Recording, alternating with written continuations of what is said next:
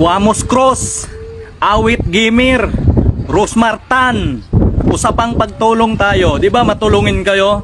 Try nyo kayang i-check yung mga messenger ninyo.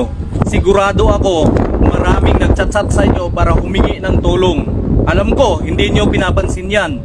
Dahil mas binibigyan ninyo ng pansin si Diwata dahil matunog yung pangalan. Pero yung mga nagchat-chat sa inyo sa inbox, binabaliwala nyo lang. Dahil wala kayong mapapala.